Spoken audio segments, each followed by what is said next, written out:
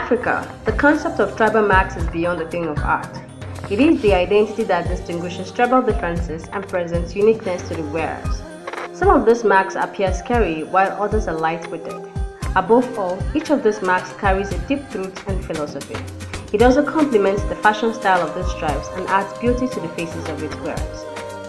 Africa's understanding of culture can be said to be much deeper than other continents, hence the structure of the African mentality. Therefore, this African mentality is never complete if we fail to talk about the measures our ancient parents underwent towards understanding themselves and living together.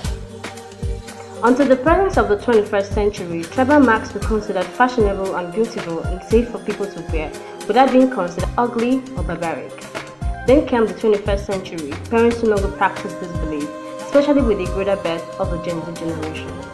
Perhaps the question of why the today African parents no longer buy the idea of tribal marks would be taken on a social experiment. We'll watch out for that. On this edition of African Tribes with Unique Tribal Marks and Their Meaning, we'll be taking you through 5 tribes in Africa that practiced the concept of marks and their philosophy. Number 1 is the Igbo. Igbos are one of the major tribes in Nigeria and one of the widely spoken languages in West Africa, even beyond. The Igbos are known for their unique cultural style, which is practiced in various events. Their belief in tribal markings may vary depending on the need for such marking. Some of the tribes' marking includes Nsibidi, Ichi, Ebubu, Uri or Uli, Nki, and Ogbanje mark, each carrying a unique symbol and significance. The Igbo people make use of tribal marks for various reasons like identification, spiritual and physical beautifying purposes, distinguishing between the royal and the freeborn, amongst many other meanings. They also believe that to protect their kids from evil spirits, also known as Ogbanje, they need to give them a mark. While some of these marks are permanent, such as in CBD, others are temporary and appears colorful, like the tattoo.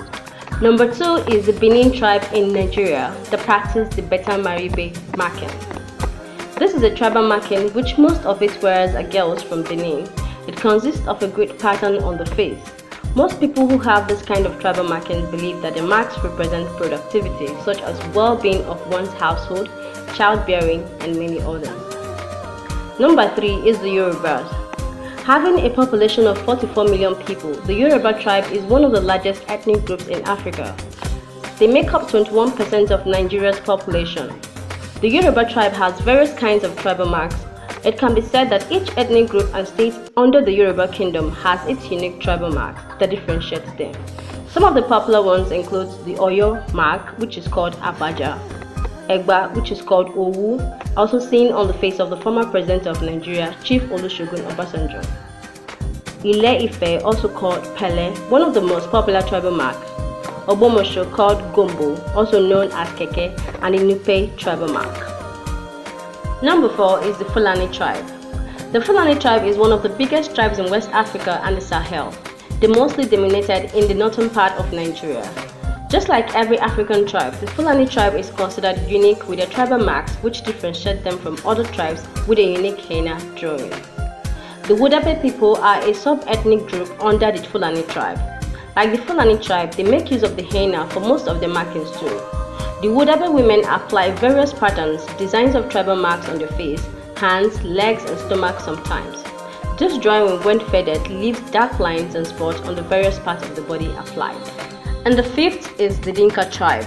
This tribe dwells in the east and west banks of River Nile, from Mangala to Reng, regions of Bahr el Ghazal, Upper Nile and Abia area of the Angok Dinka, in South Kordofan of Sudan. The Dinka people are a unique tribe with various unique cultures, which AdamaziTV will be glad to bring away soon. The Dinka tribal marks are composed of various lines carved on the forehead, which at the end is expected to appear as a V shape.